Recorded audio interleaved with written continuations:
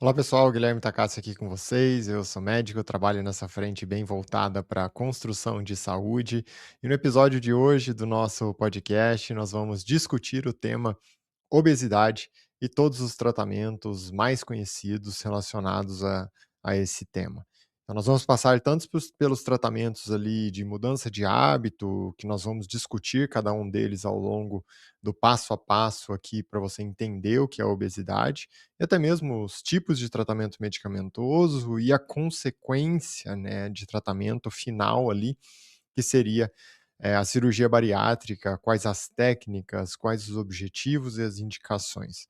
Então, nós vamos passar por todo esse processo em si aqui de discussão, em que você vai entender todos os detalhes, desde o metabolismo que leva à obesidade em si, qual a relação da obesidade com a ingestão calórica, a quantidade de calorias que nós consumimos em relação àquela quantidade de calorias que nós gastamos, e até mesmo a influência de alimentos específicos que caminham até, em alguns casos, ali na paralela da quantidade de calorias que nós consumimos. Você vai entender a fundo toda essa história, se, nossa, realmente calorias importam, calorias não importam, só caloria que eu tenho que contar? Será que se eu contar só as quantidades de calorias que eu consumo no dia a dia, independente da origem, da qualidade do alimento que oferece essa caloria, eu vou ter um bom resultado quando nós pensamos nessa frente de processo de emagrecimento, do tratamento do sobrepeso e da obesidade?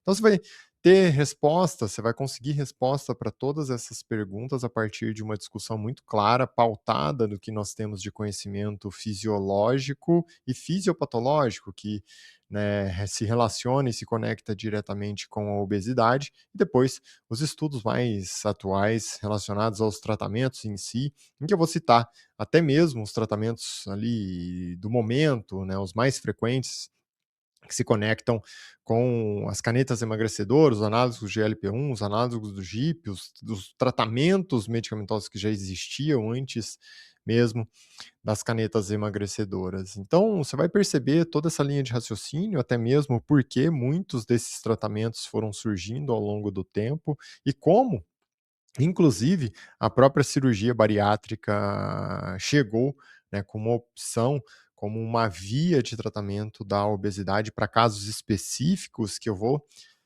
inclusive citar aqui para vocês, tá bom? Então, muito obrigado, né, a todos vocês que estão aqui comigo sempre, que me acompanham, que comentam, que deixam uma sugestão aqui nos comentários, que compartilham os vídeos, curtem, porque cada vez mais, quanto mais pessoas interagirem com esse vídeo, por isso, meu pedido sempre, né, aqui para vocês, deixa uma interação, curte, comenta, compartilha, porque dessa forma a mídia ela vai entender que você gostou desse vídeo, outras pessoas que se interessam por esse conteúdo vão receber esse vídeo ali também para entrar em contato com todo esse conhecimento. Se você está aqui pela primeira vez, né, não deixa de seguir o canal, de compartilhar, de também deixar a sua interação, a sua sugestão ali de tema, o seu comentário sobre toda a nossa discussão aqui. Eu tenho certeza que ao final desse vídeo, né, você vai sair aqui dessa discussão com conhecimento muito mais amplo, com conhecimento muito mais claro sobre o tema em si, claro, né, como eu sempre gosto de trazer para vocês, com aquele objetivo maior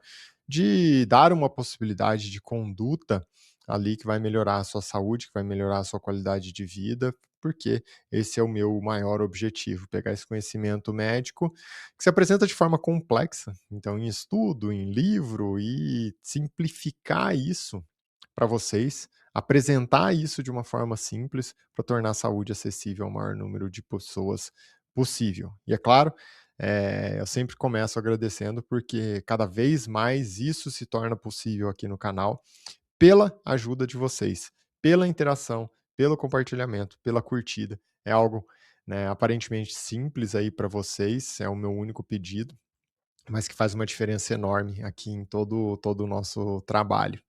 Certo? Então, vamos lá começar a nossa discussão. Você vai perceber que ao longo do processo da obesidade em si, então do ganho de peso constante, até a pessoa entrar na fase ali da obesidade, atravessar o sobrepeso, entrar na obesidade, sim, as calorias importam, mas não só, e você vai entender o porquê. Então, vamos começar discutindo inicialmente o porquê que as calorias importam e como acontece essa via, né, relacionada à caloria no corpo. Então imagina que a caloria, ela vem basicamente dos alimentos que nós consumimos. Então quando você come lá um alimento, quando você come uma maçã, por exemplo, essa maçã ela oferece uma quantidade de calorias para o seu corpo. Então todos os alimentos que você consome, eles vão oferecer uma quantidade de calorias para o seu corpo. Qual que é a grande diferença aqui? E mais adiante você vai entender isso. A qualidade desse alimento, a característica específica desse alimento também importa por uma via metabólica importante relacionada ao ganho de peso. E é o que eu vou discutir aqui adiante. Então, nesse primeiro momento, quando nós pensamos em caloria, que vem da quantidade de alimentos que você come. É claro que existem alimentos que oferecem uma quantidade menor de calorias, existem alimentos que oferecem uma quantidade maior de calorias, como o nosso foco nesse momento são as calorias. Só para você ter ideia, né, os carboidratos, de maneira geral, que oferecem glicose ali, os monossacarídeos, de maneira geral, a cada grama eles oferecem algo em torno de 4 calorias ali para o corpo. Por outro lado, quando nós pensamos nas gorduras, de maneira geral, elas oferecem algo em torno de 9 calorias. Então é uma quantidade muito maior de calorias quando nós comparamos esses 2 macronutrientes, que são os principais macronutrientes energéticos do corpo, que oferecem matéria-prima para se transformar em energia. A proteína, a princípio, é um macronutriente que nós chamamos mais estrutural. Então, o corpo usa mais para construir e não para produzir energia no primeiro momento, porém, a proteína também pode ser uma fonte de matéria-prima para se transformar em energia, desde que eu tenha um déficit, né, uma baixa exposição a carboidrato e ou gordura. A proteína, a cada grama, tem mais ou menos algo em torno de 4 calorias, bem semelhante ao que nós chamamos dos carboidratos. Então, quando eu penso aqui de maneira, né, longitudinal a respeito dos macronutrientes, as gorduras oferecem mais calorias. Então é muito mais fácil eu ultrapassar uma quantidade, um limiar de calorias quando eu penso em ingestão de gorduras do que dos outros macronutrientes. Isso não significa que eu tenho que excluir gordura, e você vai entender ao longo da nossa conversa, você não precisa excluir nada da sua vida. É só você entender a estratégia e ver onde você erra e trabalhar esse erro que possivelmente faz você ganhar peso. E daí a consequência, se você melhora isso, a partir desse conhecimento, você começa a ter um bom resultado pensando no processo de emagrecimento. Então, de maneira geral, quando eu penso que, né, as calorias vêm dos alimentos que eu consumo e agora eu já sei mais ou menos a distribuição, tanto de carboidrato, né, quanto de proteína, quanto de gorduras em relação à quantidade de calorias, eu vou por outro lado, que é o quanto o meu corpo gasta de calorias. Então, de maneira geral, eu tenho uma compensação aqui. Se eu tenho um ciclo de equilíbrio, é claro, já reforço para vocês, o corpo não é um sistema fechado, que é um cálculo exato, consumi tanto de caloria, gastei tanto de caloria. Não é exatamente isso que nós buscamos, mas eu preciso de uma equivalência. Uma balança, que não é uma balança exata, milimétrica, mas é uma balança em que precisa sim existir um equilíbrio. Na prática, é algo que se eu consumir muito mais calorias do que eu gasto, é óbvio que vai sobrar calorias e se sobra caloria, eu entro num processo de reserva energética, de acúmulo. Se eu também tenho, né, um processo aqui que eu tenho uma busca por perda de peso, eu preciso sim gerar um discreto déficit calórico, e isso é muito importante. Porque na realidade, quando eu olho o outro lado, em que nós falamos sobre a questão específica do gasto energético, né, primeiro item, como que o meu corpo gasta energia? A imensa maioria da caloria que você vai gastar é só para manter a sua vida. Então, um corpo estruturalmente saudável é um corpo que gasta uma quantidade expressiva de calorias. E por que isso acontece? Afinal, só para manter a sua vida, né, você gasta a maior parte das calorias do seu corpo. Se eu pegar toda a caloria que seu corpo vai gastar em um dia, a maior parte gasta só para manter a sua vida. E o que diz né? O que aponta para um corpo que gasta mais calorias e um corpo que gasta menos calorias quando nós pensamos de maneira específica nesse fator do manutenção da vida. O quanto você tem de massa magra. Então, quanto mais músculos um corpo tem, quanto mais osso um músculo tem, massa óssea, massa magra, massa muscular, mais esse corpo gasta calorias. Se você pega uma pessoa que tem uma baixa massa magra, então tem pouco músculo, pouco osso, tal, essa pessoa tem um gasto energético nesse ponto para manutenção da vida mais baixo do que uma outra pessoa que tem mais músculo e mais massa magra de maneira geral. Então aqui você já começa a entender que a prática da atividade física, na realidade, o maior ponto, pensando do ponto de vista crônico, afinal nós estamos falando sobre saúde, saúde é para a sua vida toda, não é só para os próximos 3 ou 6 meses. Quanto mais você pratica exercício de rotina, mais você protege o seu músculo, ou mais você ganha músculo. Se você tem mais músculos ao longo da vida, você gasta mais calorias para manter a sua vida. Seu corpo gasta mais calorias. Então, de maneira prática, é mais difícil você ganhar peso. Por isso é tão importante, né, esse conceito. Quando você faz atividade física também, tem aquele gasto energético do momento da atividade física. Então, muitas vezes as pessoas acreditam que a influência da atividade física é mais relacionada àquela quantidade de calorias. Nossa, um treino eu gastei 400 calorias, 500 calorias. Sim, isso tem um impacto pontual ali naquele momento, porém no longo prazo esse impacto não é diretamente proporcional. Esse impacto ele é muito maior porque se você faz exercício de rotina, você protege o seu músculo. E se você tem mais músculos, você gasta mais calorias. É assim que funciona o processo. Então, a atividade física influencia muito mais no efeito final do longo prazo de proteção da massa magra do que diretamente aquela caloria que você gastou na sua sessão de exercício. Reforço, né, mais uma vez, aquela sessão tem um efeito positivo pontual, mas, né, o efeito maior mesmo, pensando em saúde, é proteger o seu músculo para você continuar gastando mais calorias para manutenção da sua vida.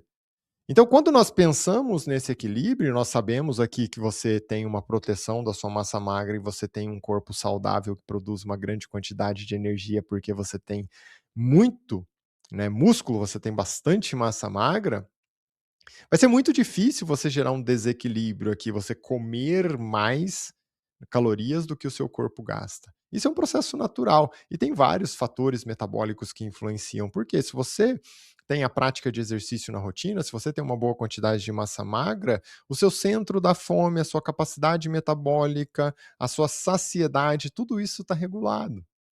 Então a tendência é você não comer uma quantidade ali, aumentada de calorias a ponto de ultrapassar o seu limiar de gasto de calorias, entendeu?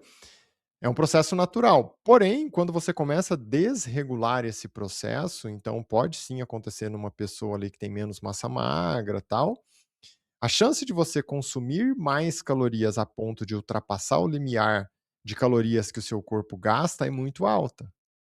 Então você vai consumir lá carboidrato, proteína, gordura e vai ultrapassar a quantidade de calorias que o seu corpo consegue gastar. Qual que é a tendência aqui? Se você começa a gerar um saldo positivo, como eu disse, não é uma coisa exata, afinal o corpo não é um sistema fechado, né? Mas você vai entender onde tem esse buraco para não que realmente comprova isso, que o corpo não é um sistema fechado. Mas se você começa a consumir uma quantidade, uma ingestão de calorias bem maior do que o gasto calórico do seu corpo, o que que acontece de fato, né? Você começa a estimular células de gordura no seu corpo. Esse estímulo sobre as células de gordura no seu corpo é um estímulo que desencadeia um processo conhecido como lipogênese, que nada mais é do que a célula de gordura começa a gerar maior acúmulo ali de gordura e ela começa a aumentar de tamanho. Então esse é um princípio essencial para nós entendermos que o quê? Você sai do equilíbrio e começa a aumentar a quantidade de gordura acumulada no seu corpo. Então, basicamente, se você está gastando menos, né, do que você tem de ingestão de calorias, o seu corpo entra num sistema através da lipogênese conhecido como reserva energética. Então é como se o seu corpo entendesse que agora você tem que gerar mais reserva e não produção de energia. Na prática, o corpo tem 2 modos de o que ele opera em si. Um modo é com predominância de produção de energia, que é aquele corpo que tem bastante massa magra, que gasta bastante caloria, que está sempre trabalhando ali com uma alta produção de energia. E tem um outro modo aqui, que é o modo de reserva energética, aquele corpo que está sobrando caloria. Então, se sobra caloria, o sistema entende que, opa, eu tenho que guardar isso de alguma forma. E a melhor forma de guardar calorias é no formato de gordura, porque é o que tem, oferece mais caloria por menor volume. Por isso que ele começa a produzir gordura através da lipogênese. Até aí, tudo bem. Só que o que acontece quando a lipogênese está aumentada? O corpo predomina o processo de reserva energética e não o processo de produção de energia. Ele começa a produzir naquela célula de gordura que está além do que deveria, ela está maior do que deveria, está em excesso, ela começa a produzir algumas substâncias conhecidas como adipocinas. Dentre essas adipocinas, nós temos, por exemplo, leptina, interleucina 6, TNF-alfa, que são fatores inflamatórios. Aqui, né, você entende por que que quando nós olhamos para a questão da obesidade, a obesidade é um processo conectado diretamente com a inflamação crônica. E uma inflamação desencadeada pela produção excessiva de adipocinas, que estão lá na célula de gordura, que está hiperestimulada pela lipogênese, e os mais frequentes ali são leptina, interleucina 6, TNF-alfa. Essas substâncias desencadeiam a inflamação crônica no corpo todo, e aí ela tem alguns efeitos. De maneira específica, eu vou citar aqui para vocês, e aí nós vamos aprofundando em cada um deles, é algo assim, ó, as adipocinas vão lá no sistema nervoso central, vai lá no cérebro, e estimula o sistema nervoso autônomo na via do simpático. Então, o sistema nervoso autônomo é algo que controla o seu corpo tanto por estímulo quanto por. É como se fosse assim: ó, o acelerador e o freio de um carro. Estimula, tira o estímulo. Estimula, tira o estímulo. Porque o corpo exige isso para várias frentes diferentes. Por exemplo, o sistema nervoso autônomo ele influencia o seu corpo em tudo o que acontece. Olha só, tudo o que acontece no seu corpo e você não pensa sobre. Então, seu coração está batendo agora, você não pensa se ele bate a 60, 80, a 100. Você vai para atividade física, ele bate a 150, a 120. Você não controla isso. Por quê? Quem controla é seu sistema nervoso autônomo. Da mesma forma, quando você come algum alimento, você não controla que vai liberar ácido clorídrico, vai liberar pepsina, vai converter pepsinogênio para pepsina, esse alimento vai estimular a vesícula biliar para liberar bile e depois o suco pancreático. Você não pensa, só acontece isso. Da mesma forma, seu intestino vai contrair, vai relaxar. Você não pensa sobre nada disso, reforço. Então, isso é o sistema nervoso autônomo. Pega o exemplo do coração. Né? A via do sistema nervoso autônomo, conhecida como simpático, é o que acelera o coração. Por outro lado, o parasimpático é o que diminui a frequência de batimentos do coração. Nesse caso específico, as adipocinas liberadas lá na célula de gordura que está hiperestimulado pela lipogênese, porque tem aquele desequilíbrio, está sobrando caloria, né? O que elas fazem no sistema nervoso central? Elas estimulam o simpático. Então essa pessoa começa a ter uma frequência cardíaca aumentada, essa pessoa começa a ter uma vasoconstrição. Por isso, nesse caso, a obesidade tem uma relação, dentre vários outros fatores que nós vamos conversar também, a obesidade tem uma relação muito direta com o aumento da pressão arterial. É tão frequente você encontrar uma pessoa que está com sobrepeso, obesidade, e começar a aumentar a pressão arterial. E esse é um mecanismo central. Está lá no sistema nervoso central, na via do sistema nervoso autônomo, por estímulo do simpático, pelas adipocinas.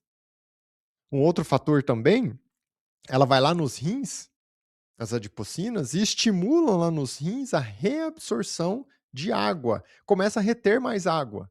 Então o vaso sanguíneo fica mais túrgido. E junto disso, sabe o que ela retém também? Sódio. E sódio arrasta mais água.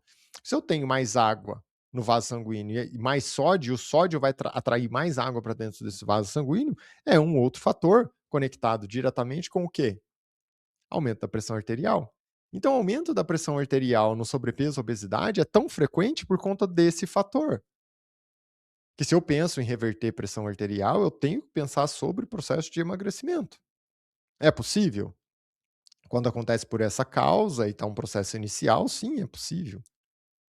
Né? Como eu disse, tem uma influência do sódio, tem uma influência de excesso de retenção de água, tal, e isso, nesse momento, se conecta diretamente com o aumento da produção de fatores inflamatórios lá na célula de gordura, que está hiperestimulada pelo gatilho inicial do excesso de calorias. Se nós continuamos aqui, esse mesmo processo vai lá no fígado, né? As adipocinas vão lá no fígado e aumentam a produção de triglicérides, que é a molécula de reserva energética. Então, quando eu penso aqui nessa questão de sobra de energia, pensa que assim, ó, a matéria-prima energética lá na célula, tanto glicose quanto o ácido graxo que vem das gorduras, que o corpo transformaria em energia, se eu já saturei todas as células, começa a sobrar isso.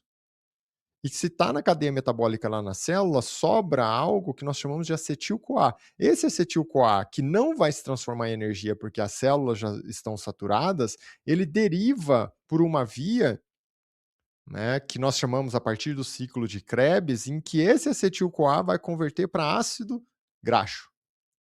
Esse ácido graxo se conecta a uma outra molécula que normalmente deriva da glicose, que é o glicerol. Ácido graxo mais glicerol forma triacilglicerol, que é o que nós chamamos de triglicérides. E esse triglicérides vai ser acumulado onde? No fígado e lá na circunferência abdominal, aumentando a circunferência abdominal. Então existe nesse processo. Está sobrando caloria diante de um fígado que está exposto a excesso de adipocina, de fator inflamatório que está sendo produzido na célula de gordura, gera um looping constante, porque esse triglicérides vai acumular mais ainda na região abdominal e vai produzir mais ainda adipocina. Exemplo, leptina, né, TNF-alfa, interleucina 6. Além disso, o que está acontecendo também, essa mesma via do acetil-CoA, você começa a liberar mais uma lipoproteína no fígado conhecida como Very Low Density Lipoprotein, que é o VLDL. E o VLDL, ele está carregando quem na corrente sanguínea? Triglicérides e colesterol. Então, o colesterol e o triglicérides, ele começa a aumentar. E nesse momento você entende. Por que o colesterol aumenta na obesidade? Numa pessoa em que está ganhando peso, sendo que o fígado que produz mais de 80% do colesterol que está na corrente sanguínea. Porque está tendo estímulo no fígado. E não porque a pessoa está comendo colesterol. Entendeu? E aí esse colesterol vai aumentando. Só que qual que é o detalhe? O VLDL, que é uma lipoproteína que sai do fígado que tem conectada a ela triglicérides e colesterol e sai para a corrente sanguínea, inicialmente, se tem excesso de triglicérides que ela está depositando no próprio fígado e na circunferência abdominal, sobra o quê? Agora, colesterol ligado a essa lipoproteína. Só que essa lipoproteína, como ela já distribuiu o triglicérides em excesso, agora é uma lipoproteína um pouco mais densa, porque já distribuiu o triglicérides. E nós chamamos de Low Density Lipoprotein, que é o LDL, conectado ao colesterol. Por isso, essas pessoas também aumentam o LDL, que é um fator super importante de lesão vascular. Mas você viu que a lesão vascular não é só o LDL. O LDL é um processo final que aumenta por conta de todo um problema que já estava acontecendo no corpo. Né, pelo excesso do gatilho lá, as calorias estavam sobrando, aumenta a adipocina, interleucina 6, TNF-alfa, leptina, e agora no fígado dá todo esse sinal. Além disso, o que vai acontecer, né? Como eu citei aqui para vocês, vai aumentar a circunferência abdominal, porque esse VLDL que está saindo do fígado repleto de triglicérides está levando triglicérides também, não só para a célula do fígado causando esteatose hepática, gordura no fígado, mas está levando também esses triglicérides para a região abdominal, aumentando a circunferência abdominal. Hum, Agora você entende que a origem é a mesma, certo? né, a princípio aqui. A origem é a mesma. Hum, Presta atenção. Qual que é o detalhe? Que eu falei assim que no início da nossa conversa não era só uma questão de caloria, porque até agora eu discuti a partir da caloria. Como que o excesso de caloria, ele desencadeia o processo em todas essas frentes. E tem um ponto ainda conectado com o excesso de caloria, e eu vou trazer o conceito de quando nem sempre só o excesso de caloria, né, desencadeia isso, que é o quê? Essas interleucinas, esses fatores inflamatórios, a interleucina 6 tal, ele vai no receptor da insulina e bloqueia o receptor da insulina. Só qual que é o detalhe? O que que é insulina? Insulina é um hormônio que você produz no pâncreas, que a função inicial é metabolizar a glicose. Basicamente, é pegar a glicose que está sendo absorvida no intestino e caindo na corrente sanguínea e colocar no interior da célula para virar energia. Certo? Então guarda esse conceito. Só que qual que é o ponto aqui? Se eu, né, através desse processo inflamatório, pela lipogênese, pela diferença de balanço de calorias entre consumo e gasto, estou estimulando ali o bloqueio, porque elas vão bloquear o receptor da insulina, o que começa a acontecer? Começa a acontecer uma resistência à insulina. Então, o meu corpo agora, ele corrige de uma maneira menos efetiva a glicose na corrente sanguínea. Você está entendendo aqui o processo em si? Então, ó, eu corrijo de uma maneira menos efetiva. A glicose começa a subir na corrente sanguínea. Só que esse excesso de insulina, o que que ele faz também? Sabe o que que é tão marcante? Lembra que nós discutimos no processo aqui por várias frentes? Nossa, por estímulo de simpático no sistema nervoso autônomo, eu vou aumentar ali a vasoconstrição e vai aumentar a pressão arterial, né? O estímulo nos rins, eu vou gerar retenção de sódio, eu vou gerar retenção de água e vai também estimular o aumento da pressão arterial. Só que agora, por uma via diferente, eu começo a gerar excesso de insulina porque eu bloqueio o receptor pela inflamação. Esse excesso de insulina tem algumas ações diferentes no corpo. Ele vai, por exemplo, lá nos rins e faz, sabe o quê? Aumento da retenção de água e sódio. Mais uma via para, né, estimular o aumento da pressão arterial. Porque se eu retenho água e sódio, o vaso sanguíneo vai ficar mais túrgido diante de um coração que está empurrando o sangue. Consequentemente, né, a pressão arterial é essa pressão que o coração de ejeção ali no coração diante de um vaso sanguíneo, que seria a resistência vascular, vamos colocar assim. Então aqui nós temos um efeito sobre a questão da insulina. Só que qual é o detalhe, pessoal? E aqui você vai entender que a obesidade vai além da caloria. Caloria importa muito? É só caloria? Não. O ir além da caloria é o quê? Se eu sei que excesso de insulina gera toda essa consequência, retém água, retém sódio e também estimula mais a célula lá de gordura, estimula mais lipogênese, o que que acontece? Então, fatores que levam a um aumento da insulina, uma expressão maior dessa insulina, que levam a resistência à insulina, também vão contribuir para o ciclo de ganho de peso.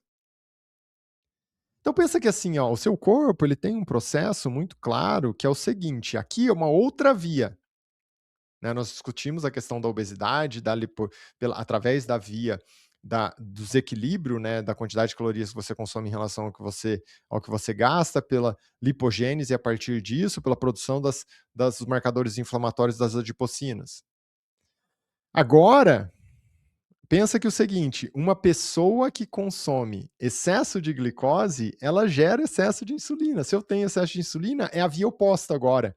A insulina vai reter água, a insulina vai reter sódio, a insulina vai estimular a célula de gordura, a insulina vai estimular a lipogênese. Agora eu tô, né, nós começamos da base em direção à insulina, agora eu começo da insulina em direção à base. É uma via que bate e volta. Por isso ganhar de peso passa a ser algo tão, vamos colocar assim, fácil, né. É fácil ganhar peso, na imensa maioria das vezes. entendeu? Porque eu tenho essas 2 vias. Só que o que que aumenta ali de maneira muito expressiva a glicose na corrente sanguínea? Principalmente alimentos refinados. Açúcar refinado, farinhas refinadas, tudo isso leva a uma grande exposição à glicose. Se eu tenho grande exposição à glicose, eu tenho grande exposição à insulina. Se eu tenho grande exposição à insulina, eu vou retenho sódio, retenho água nos rins, eu estimulo a lipogênese e todo o ciclo que nós discutimos. É assim que funciona. Né, então aqui uma outra via, por quê? A metabolização da glicose no corpo, porque de maneira geral, nós temos uma quantidade basal de glicose no corpo, que eu tenho um limiar inferior e um limiar superior. Tudo que eu acabo comendo que gera glicose, então os carboidratos geram glicose, eu vou absorver glicose lá no intestino. A digestão do carboidrato no final, eu vou absorver glicose. Só que se eu tenho a linha basal de glicose e o limiar superior e o que eu tenho de absorção fica entre a linha basal e o limiar superior, tá tudo certo. Essa quantidade de glicose que eu tenho de variação de absorção aqui é o que eu transformo em energia. É o que entra na minha célula e se transforma em piruvato, depois em acetil-CoA e vira energia, que é o que nós chamamos de ATP. Onde está o problema? Se eu consumir glicose em excesso, linha basal, limiar superior, essa glicose vai ultrapassar o limiar superior porque eu consumi em excesso. Então, excesso de glicose gera problema, da mesma forma que excesso de caloria gera problema. Entendeu? Porque essa quantidade excessiva de glicose que ultrapassa o limiar superior vai fazer o quê? Vai gerar excesso de insulina. Se tem excesso de insulina, vai reter água, vai reter sódio, vai estimular célula de gordura. E aí desencadeia todo o processo que nós discutimos. Ou, por incrível que pareça, isso é importante também, nós dependemos do quê? A velocidade que você absorve essa glicose. Porque às vezes você não consome em excesso, certo? Ó, guarda, presta atenção aqui porque isso é muito importante. Às vezes você não consome em excesso. Só que, se eu tenho a linha basal, o limiar superior, essa glicose você pode digerir e absorver muito rápido. Ela pega e sobe assim, ó, vum, sobe de uma vez, muito rápido, e ultrapassa o limiar superior. Se ultrapassou o limiar superior, você satura suas células com a quantidade que você precisa para produzir energia até o limiar superior. O que passa o limiar superior, o seu corpo pega isso, esse excesso de glicose, e manda para o fígado diante de insulina em excesso, que ele vai fazer o quê? Transformar em triglicérides. E esses triglicérides que ele vai acumular no fígado, que ele vai acumular na circunferência abdominal. Então, apesar de não ser excesso, você desencadeou a mesma via. E quem faz isso? Quem gera uma absorção de glicose muito rápida, né? É o que nós chamamos de carga glicêmica em relação ao índice glicêmico. Tem episódio aqui só sobre o metabolismo da glicose, que eu acabo discutindo todos esses itens com você. Não é o objetivo agora eu discutir isso, porque tem muitos detalhes, mas na prática é algo assim: ó, se você consome alimentos com alto índice glicêmico mais carga glicêmica aumentada, você vai absorver muito rápido. E isso pode ser, isso pode não, isso vai ser um problema. Agora, se você consome excesso de alimentos com alto índice glicêmico, uma quantidade muito expressiva de glicose que você absorve muito rápido, é o pior cenário. Porque aí você está consumindo excesso de caloria e você está consumindo uma coisa que oferece glicose que você absorve muito rápido e ultrapassa o limiar superior e vai estimular a insulina. É a pessoa que você faz exame de sangue, tem insulina de 20, 30. E ela fala assim: "Nossa, eu não consumo tanto em caloria". Tá, tudo bem, você não consome tanto em caloria, mas você consome muito alimento que gera pico de glicose, que ultrapassa o limiar superior. Ultrapassou o limiar superior, não tem o sinal por, né, grande sobra de caloria no corpo, mas eu tenho sinal de insulina alta. E o sinal de insulina alta é suficiente para gerar todo esse processo. Entendeu? Agora você tem clareza disso. Hum,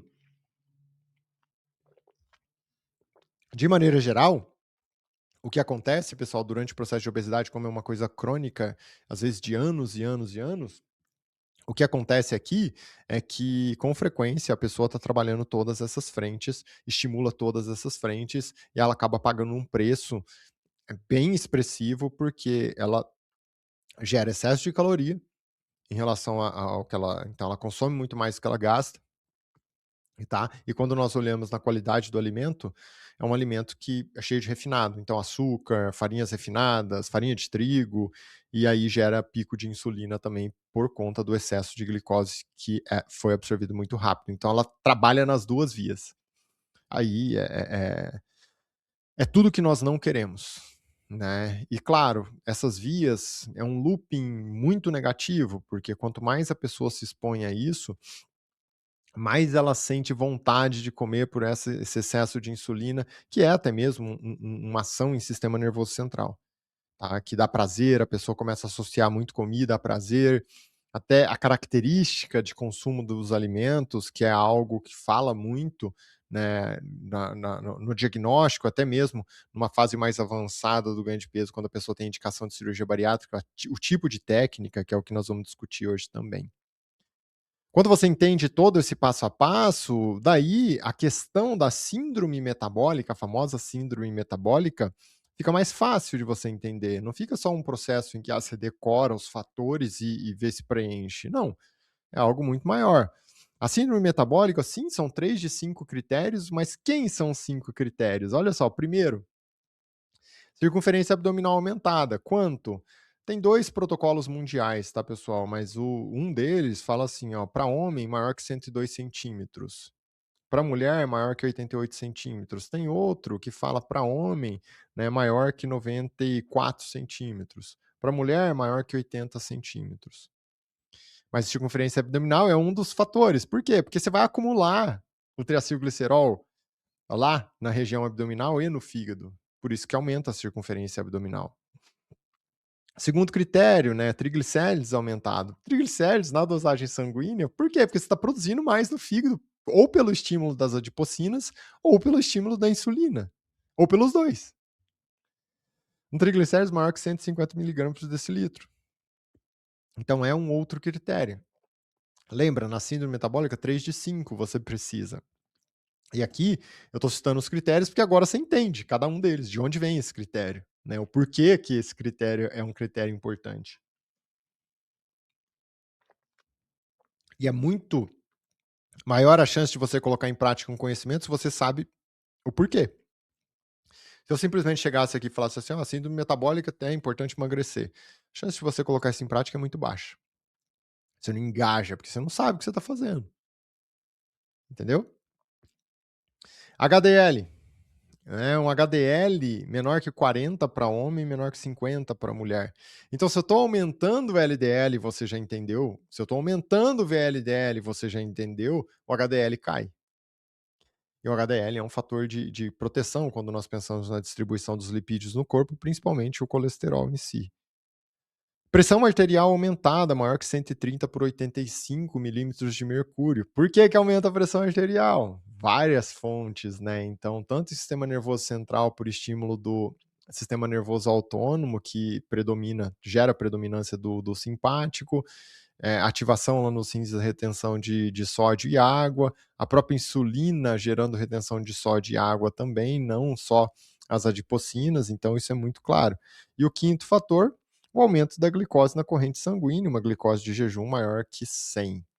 Por quê? Né, a glicose em si, nós perseguimos para pegar principalmente aquela via ali, não a via do estímulo pela diferença do balanço energético, do balanço de caloria, mas a via do hiperestímulo da insulina, que é uma consequência do aumento da glicose na corrente sanguínea. Então, 3 de 5 desses critérios é suficiente para colocar a pessoa no padrão da síndrome metabólica que vai desencadear todo o ciclo ali ligado ao processo da obesidade em si. Então, quando nós pensamos em distribuição aqui, né, sem agora você entendeu com detalhes, inclusive na discussão da síndrome metabólica, a influência da glicose e insulina, o quanto isso é impactante, basicamente é quase que metade do processo, mas eu queria relembrar você de algo assim, ó, o que aumenta a ingestão calórica, né? O que tem grande influência na ingestão calórica das pessoas. Então, não poderia deixar de falar, isso é muito frequente. Hoje as pessoas têm uma exposição aumentada a estresse crônico. Então, existe o estresse bom, o estresse agudo e o estresse ruim, que é o estresse crônico. O objetivo não é discutir isso hoje, o que é o eustresse e o distress, mas de maneira geral, a pessoa que tem alta exposição a estresse constantemente, um estresse crônico, um desequilíbrio do ciclo do cortisol, é uma pessoa que tem tendência a buscar mais alimento, comer mais alimento, e principalmente alimento que oferece grande quantidade de glicose, porque isso tem uma relação direta com o ciclo do cortisol no corpo. Então é aquela pessoa que não só consome, grande quantidade de caloria, mas as calorias que ela consome são pautadas em excesso de carboidrato refinado. Então a pessoa que quer comer pizza porque tem farinha refinada, é a pessoa que quer comer pão porque tem farinha refinada, é a pessoa que quer comer doce porque tem açúcar, entendeu? Então, o estresse crônico, infelizmente, é um fator muito frequente hoje e que tem uma influência direta sobre o aumento da ingestão de calorias e também acaba que o estímulo do excesso de glicose, excesso de insulina e toda a outra via que nós discutimos. Muitos tratamentos com medicamentos também influenciam nisso, né? O uso do corticoide. Então, corticoide é muito semelhante, mexe muito no ciclo do cortisol, é um análogo do cortisol. Então, sem dúvida, é muito comum as pessoas que usam por algum motivo corticoide de maneira crônica têm uma chance muito expressiva de obesidade e sobrepeso.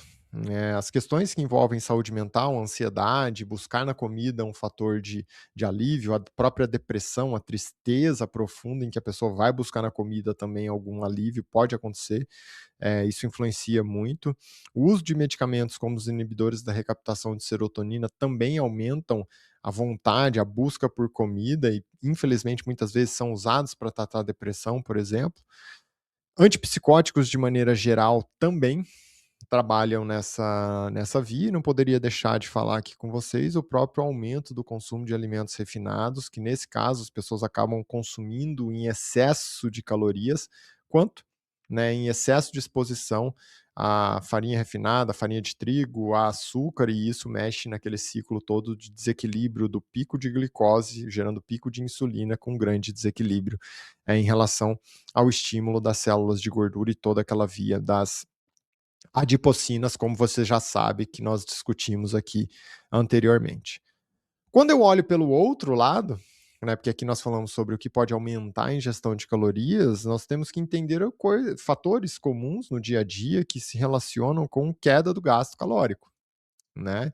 E aqui, não poderia deixar de falar, baixa prática de atividade física, a pessoa que está fazendo pouco atividade física. E não, como você já sabe, que nós já discutimos aqui no primeiro tópico do nosso episódio, não só pelo efeito da quantidade de calorias que você vai gastar nessa sessão de exercício, mas pelo efeito em si de proteção de massa magra, e quanto mais massa magra você tem, mais calorias o seu corpo gasta diariamente para a manutenção da sua vida, que representa, né, a imensa maioria ali das calorias que você vai gastar todos os dias. Alguns problemas, algumas doenças de maneira geral, então o hipotireoidismo, né, a tireoide controla a temperatura do corpo, controla a taxa metabólica basal, tem influência direta então da tireoide. Se você está com uma tireoide com uma função abaixo do que deveria, que é o hipotireoidismo, a tendência é ganhar peso. A própria síndrome de Cushing, que é um desequilíbrio do cortisol também no corpo, então essa pessoa tem uma tendência a ganho de peso. E como eu acabei de escrever aqui para vocês, uma pessoa que vai perdendo massa magra ao longo da vida, ou que perde massa magra porque não pratica exercício, a quantidade de calorias que o corpo dela gasta vai caindo progressivamente, porque é diretamente proporcional ao quanto você tem de massa magra, o quanto você tem de músculo. E daí isso diminui o gasto calórico e aumenta a chance de você gerar saldo positivo, sobrar calorias e gerar um estímulo em toda aquela via que nós falamos inicialmente das adipocinas. Seguindo aqui, olha só, hum, as consequências da obesidade, né? Então, sim, quando você tem alta exposição às adipocinas lá nos rins, você acaba estimulando uma via conhecida como renina-angiotensina-aldosterona, em que a renina é produzida nos rins, né, para ativar a conversão do angiotensinogênio em angiotensina, inicialmente no fígado, depois em angiotensina 1 para angiotensina 2 lá no pulmão, através de uma enzima conhecida como enzima conversora da angiotensina, que essa angiotensina 2 já provoca uma vasoconstrição ali no vaso sanguíneo. Então isso já estimula o quê? Aumento da pressão arterial. E esse fator também, agora a angiotensina 2, dá o sinal para lá no rim aumentar a aldosterona, que a aldosterona é o marcador que retém sódio e elimina potássio. Então você perde potássio e aumenta a quantidade de sódio no seu corpo. Isso é um sistema que normalmente ele é ativado quando você perde volume. Então ele ativa para você ganhar volume, reter sódio, manter a pressão.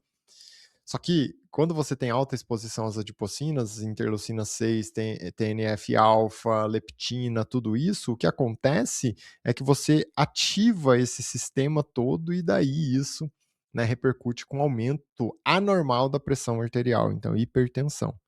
Como eu disse também para vocês, as próprias adipocinas têm uma ação no sistema nervoso central, gerando predominância simpática. E o simpático é o que está relacionado ao aumento de adrenalina no corpo, que gera ali vasoconstrição, aumento da frequência cardíaca, e por isso, né, vai gerar aumento da pressão arterial. A repercussão mais comum disso tudo aqui é aumento da pressão arterial, né, de maneira geral. Então, quando a pessoa entra no ciclo de obesidade, sobrepeso, a pressão sobe, né, por principalmente esses fatores. E se a pessoa quer melhorar a pressão, ela precisa trabalhar isso, né, melhorar toda essa questão das adipocinas.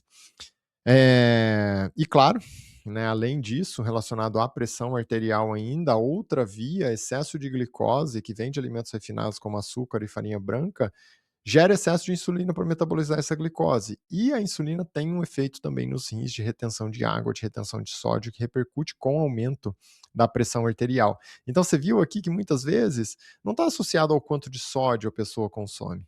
Está associado ao excesso de retenção de sódio, porque as vias de retenção estão hiperestimuladas, tanto da renina, angiotensina, aldosterona, quanto da insulina. Se eu quero melhorar isso, não é só sobre diminuir sódio. Muitas vezes, você já deve ter observado pessoas que reduzem sódio e a pressão não cai. Quando a pessoa começa a trabalhar todo esse ciclo que leva à obesidade e perde peso, deixa de ter exposição a excesso de glicose, cai a insulina, deixa de ter exposição à adipocina, porque está perdendo peso, está deixando de estimular a célula de gordura na lipogênese, aí sim a pressão cai. Mesmo consumindo sódio. Entendeu? Então o sódio aumenta a pressão, mas o grande problema é reter o sódio. Esse que é o grande problema aqui no corpo. Seguindo, né, o efeito das adipocinas no fígado, nós discutimos também que ele aumenta a liberação de VLDL e de HDL, aumenta o VLDL e aumenta o LDL no corpo. Então, você entendeu por uma ação das adipocinas, principalmente lá no fígado, e nós sabemos que a repercussão disso é diminuir o HDL. Se eu aumentei o VLDL, o que eu estou aumentando também? Triglicérides.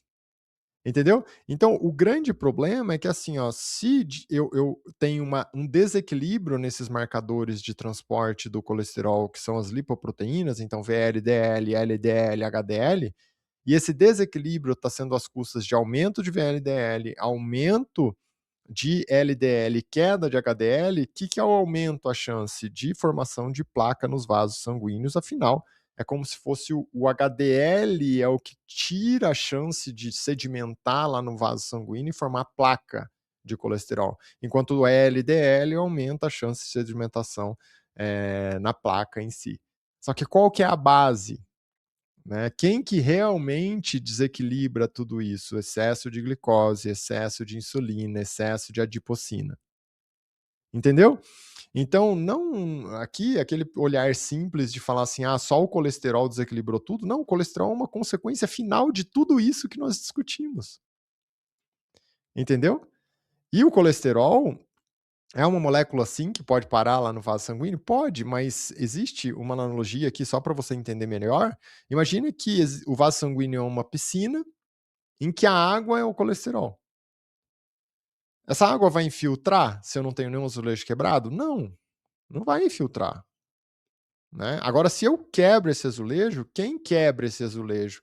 Excesso de adipocina, estimulado pela lipogênese, por desequilíbrio calórico, excesso de insulina, desencadeado pelo excesso de glicose, que vem de alimentos refinados. Isso quebra o azulejo, porque é o processo inflamatório oxidativo. Agora sim, eu poderia até ter um colesterol mais baixo, mas vai infiltrar e vai gerar a placa. Por quê? Porque eu tenho uma distribuição ruim. Se eu tenho excesso de insulina, excesso de glicose, excesso de adipocina, a distribuição do colesterol vai ser ruim. Às vezes nem é um colesterol que está alto, mas a distribuição é ruim. HDL baixo, VLDL alto, LDL alto. Por esse motivo. Porque eu tenho lipogênese em excesso, porque eu tenho adipocina em excesso, porque eu tenho interleucina 6 em excesso, TNF-alfa em excesso, leptina em excesso. Porque eu tenho insulina em excesso, porque eu estou consumindo excesso de glicose, certo? Só que tem um detalhe: se esse colesterol for aumentando de maneira também sem limite, o que pode acontecer é a água da piscina pode transbordar e aí infiltra por fora. Então, sim, o excesso de colesterol também pode ser ruim, mas tem que ser uma coisa meio que absurda, né? A base em si da doença cardiovascular, a formação da placa de ateroma, é o desequilíbrio de todos esses fatores inflamatórios que eu acabei de descrever para vocês. E aí, se eu tenho um vaso sanguíneo e começa a formar uma placa dentro desse vaso sanguíneo, que é aquele azulejo quebrado que está sofrendo infiltração durante anos, eu aumento a chance de diminuir vascularização em algumas regiões específicas, onde eu tenho vasos, né, que tem alta vascularização, mas com diâmetro menor. Diâmetro menor é mais fácil, né, acontecer, aumenta a chance de acontecer ali uma obstrução. Então, no sistema nervoso central, se eu tenho uma obstrução e chega menos sangue, chega menos nutriente, começa a morrer célula no sistema nervoso central. Qual que é o nome disso? AVC isquêmico. Então, começa a perder neurônio. Se acontece no coração, gera menos ali, chega menos sangue, porque o vaso está sendo obstruído, né, lá no coração, chega menos nutriente, começa a perder célula no coração. Como que é o nome disso? Infarto do miocárdio. Se eu tenho ali no membro inferior, estou tendo uma obstrução nas artérias do membro inferior, diminuo a vascularização, levo menos nutriente, menos oxigênio, é aquela pessoa que começa a claudicar, que nós chamamos, começa a ter dor, vai caminhar, tem dor nas pernas. Começa a caminhar, dói as pernas, para de doer. Começa a caminhar, dói as pernas, para de doer. Que é a claudicação.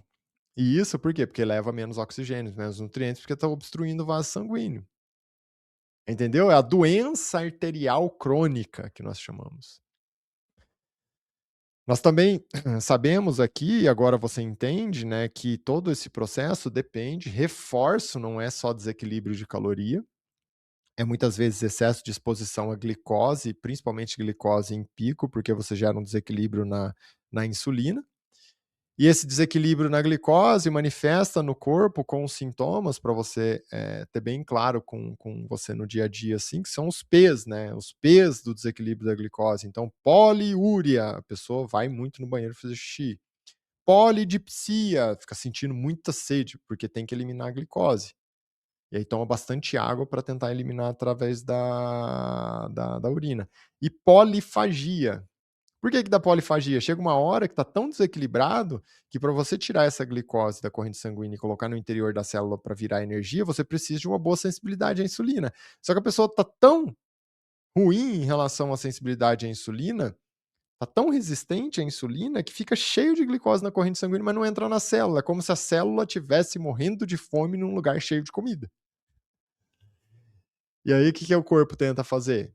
Polifagia, é o terceiro P, que é comer, comer cada vez mais, para tentar compensar esse problema, porque o corpo está com muita fome num lugar cheio de comida, cheio de glicose. Hum. Nesses casos, você vai lá e vai estudar o exame sanguíneo dessa pessoa, você vê uma glicose acima de 125, uma hemoglobina glicada acima de 6,5, muitas vezes o que começa a falar a favor de um diagnóstico não só de resistência à insulina, mas sim já de diabetes.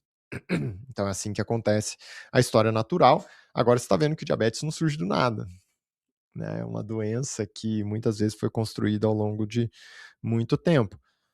Um outro fator, se a pessoa está ganhando peso, ela acumula muito gordura anormal, então acumula gordura até no pescoço aqui, começa a gerar aquele pescoço pesado que nós falamos, né? E esse pescoço, quando a pessoa dorme ali e relaxa, ela gera compressão da via aérea, principalmente superior, e começa a roncar, a apneia do sono. Só que a apneia do sono, que é a pessoa que está roncando e fica acordando, superficializa o tempo todo, também estimula o sistema nervoso simpático, que é aquela via, é o acelerador, que nós discutimos ali antes. E o simpático está muito relacionado com a adrenalina. Então, por isso que a pessoa que dorme mal, que ronca, tem chance aumentada de hipertensão. E nessa hipertensão, como ele fica acordando, ele hiperventila, né? Ronca, acorda e hiperventila. E hiperventilação gera acidose. Então ela começa a reter gás carbônico e gera acidose. O corpo tem uma tendência alcalina, um pH no sangue em torno de 7,35, 7,45, que se ele começa a ter uma tendência agora para acidose, porque está retendo o gás carbônico, está caminhando na contramão do que nós chamamos de saúde, e isso aumenta a chance de todas as doenças crônicas. Não poderia deixar de falar também, né, agora você já entendeu tudo, que essa resistência à insulina por excesso de glicose, que leva a um excesso de insulina, que acaba estimulando muito ali pegar esse excesso de glicose e converter para triglicérides, aquela via piruvato, acetil-CoA, esse acetil-CoA que não está virando energia porque todas as células estão saturadas, você vai converter isso para uma reserva energética que vai converter o acetil-CoA para ácido gráfico que se conecta com o glicerol para se transformar em triacilglicerol que vai acumular lá no fígado, na forma de esteatose hepática. Então a esteatose hepática está totalmente alinhada com tudo isso que nós falamos. Diante dessa linha de raciocínio, agora você sabe o que está acontecendo no corpo para levar à obesidade. Então, caloria importa? Sim, é só caloria? Não. Também nós dependemos desse equilíbrio da insulina que se relaciona diretamente com o metabolismo da glicose.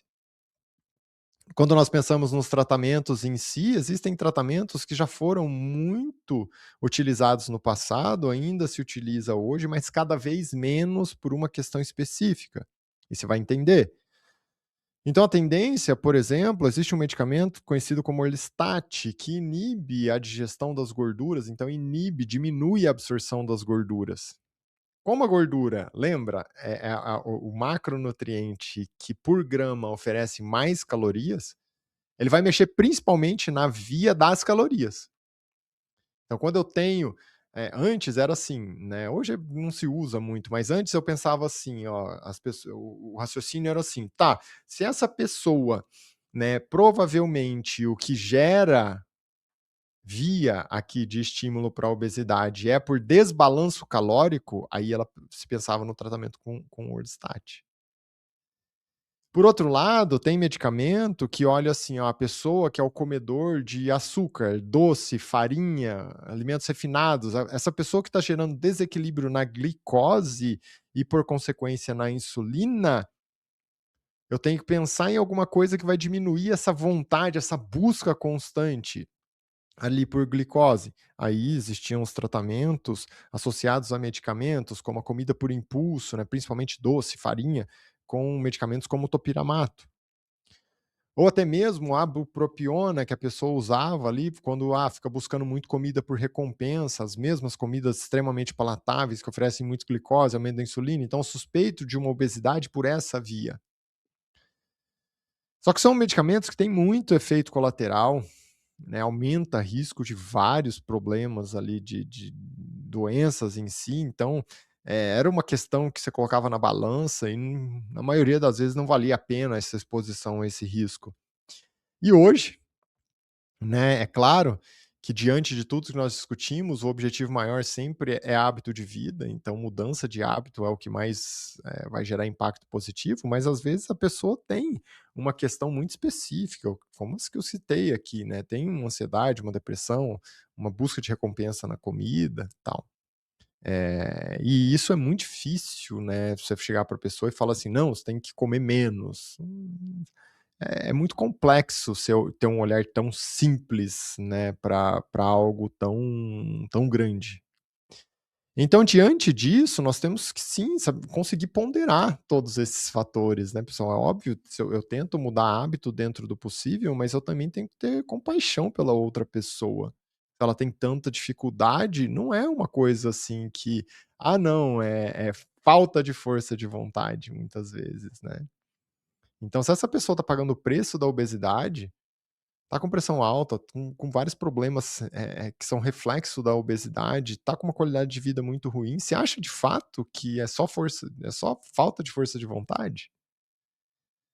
Né, aqui é olhar para o outro com respeito, com compaixão. Acho que medicina vai muito além de simplesmente você ter um olhar metódico sobre as coisas. Eu acho que uma das coisas que eu mais aprendi ao longo da vida como médico e atendendo diretamente as pessoas, milhares e milhares de pessoas, desde uma época de residência em si, é você aprender a entender o outro. Eu acho que esse é o grande desafio, você usar o seu conhecimento em si, tudo aquilo que você, estuda associado ao respeito ao outro. A entender as dores da outra pessoa e junto disso traçar a melhor estratégia diagnóstica. Eu acho que esse é o melhor caminho, né, onde aparecem os melhores resultados. Eu, ao longo da minha vida, depois de muitos anos trabalhando com isso e até mesmo hoje, assim, tive muitos resultados bons, e eu acho que os melhores resultados começaram a aparecer quando de fato eu entendi isso, né, essa conexão com o outro. Aprender a usar o conhecimento que eu tenho, eu sempre gostei muito de estudar isso, mas esse conhecimento só não é suficiente. É você saber usar esse conhecimento da forma adequada. E saber usar esse conhecimento da forma adequada é você entender o outro. Eu acho que é aí que está a mensagem em si aqui que fica, principalmente, eu sei que tem muito profissional de saúde que me assiste aqui, né, porque eu já recebi muitas mensagens, tanto aqui quanto nos comentários, quanto em outras mídias, né, eu já percebi isso. Se você é um jovem médico, um jovem profissional da área de saúde, de alguma outra área que tem influência, que pode impactar a vida de alguém de maneira positiva nesse sentido, usa esse conhecimento, mas pondera a dor dessa pessoa. Eu acho que isso é essencial, é daí que vão surgir os maiores resultados. E aqui, mais uma vez, né, meu objetivo é exatamente levar saúde para outras pessoas. Se tem profissional de saúde aqui assistindo isso, indiretamente eu também vou contribuir por, levando esse impacto positivo. Por isso que eu faço isso com tanto carinho, com tanto coração aqui. Não poderia deixar de falar, né, eu tenho episódio aqui gravado só sobre isso, e eu acho que se você quer aprofundar, vale a pena. O uso dos medicamentos análogos do GLP-1 e os análogos do GLP-1 e do GIP, porque surgiram através inicialmente a semaglutida, que era o Ozempic, depois o Wegovy, e foi evoluindo até a tirzepatida, que é o Mounjaro atualmente. O que esses medicamentos fazem? Primeiro, eles corrigem muito bem a glicose na corrente sanguínea, então essa via do sobrepeso, obesidade, que está associado à glicose alta e, por consequência, insulina alta e uma descompensação por toda essa via, começa a não acontecer, entendeu? Então aqui nós temos um efeito muito positivo nesse sentido.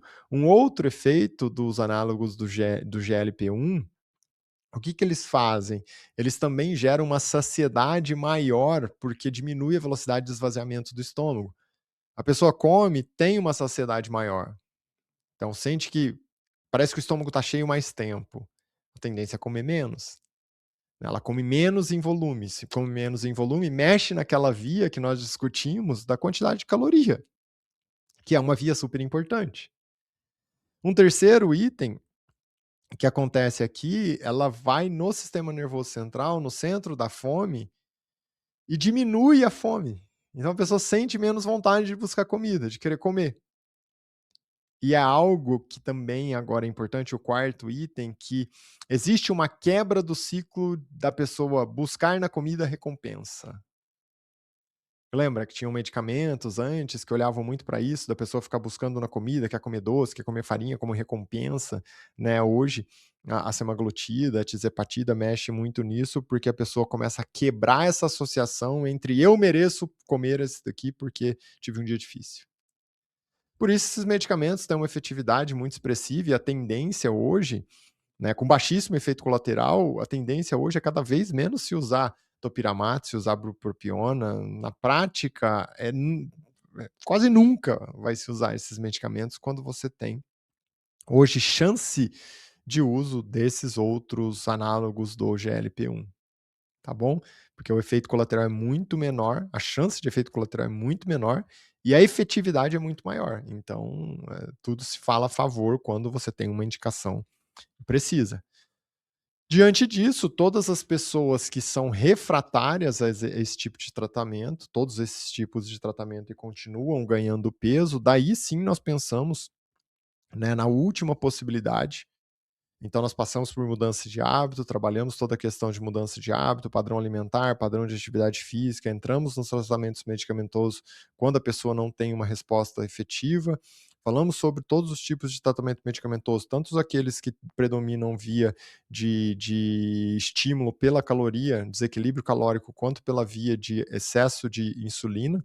Então, e pelas duas, tanto com o uso final ali dos medicamentos mais efetivos, com menor efeito colateral, que são os análogos do GLP-1 e análogos do GLP-1 e do GIP, como eu disse, né? Se você quer aprofundar, entender com detalhes cada um desses itens, tem episódio aqui sobre isso, que vale a pena você assistir.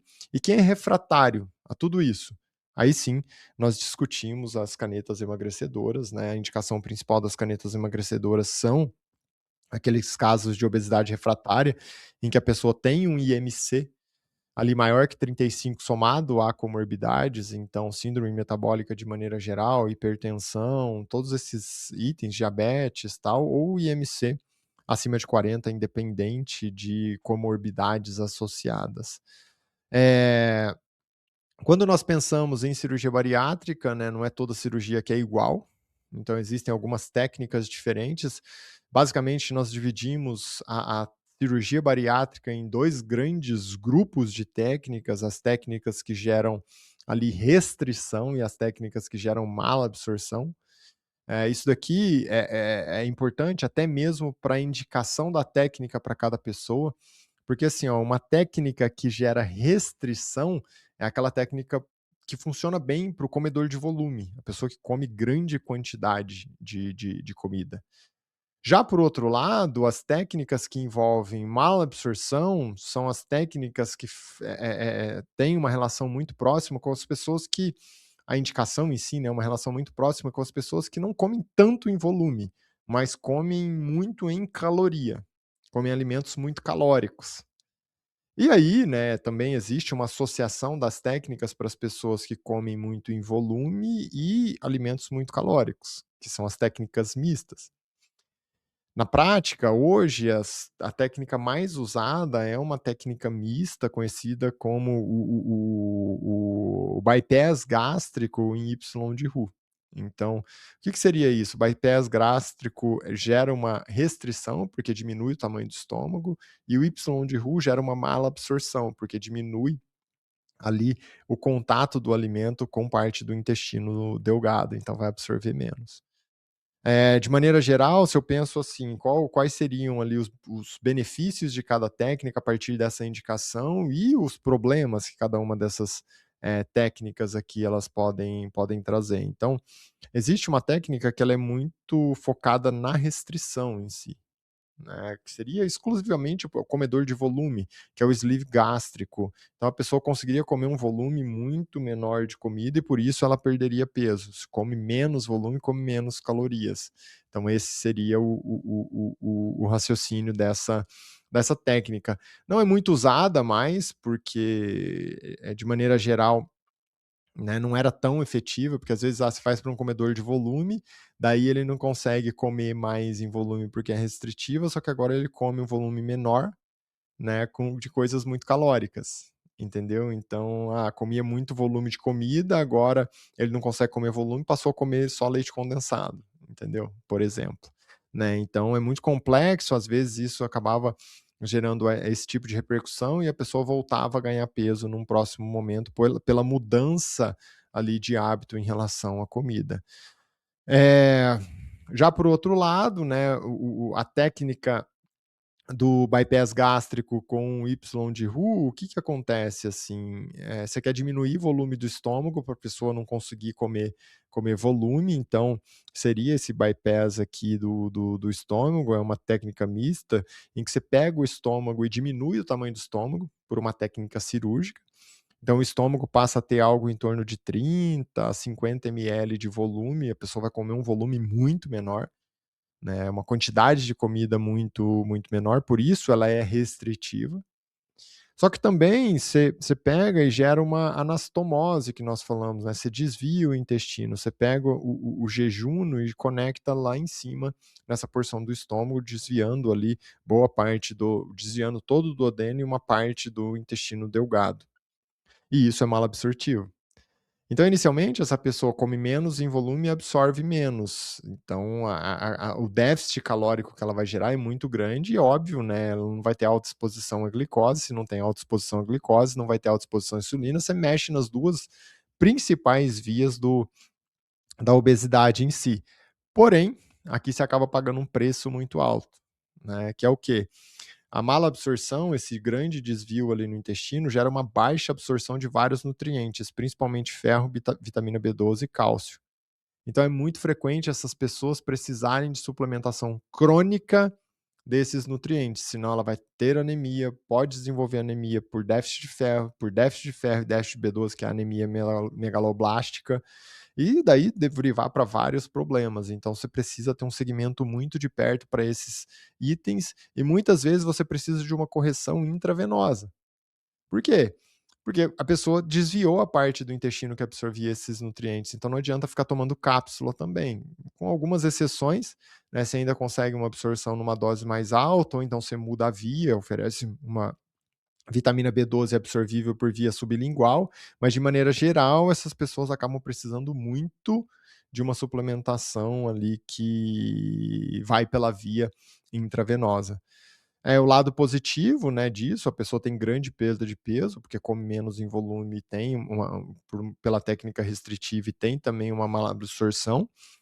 E diante disso, é comprovado, né, a pessoa passa a ter uma exposição maior ao GLP-1, que como eu disse, o GLP-1 ele mexe melhora o metabolismo da glicose, corrige a glicose muito rápido e diminui a exposição à insulina e essa via importante, né, da obesidade, como nós discutimos da insulina aumentada.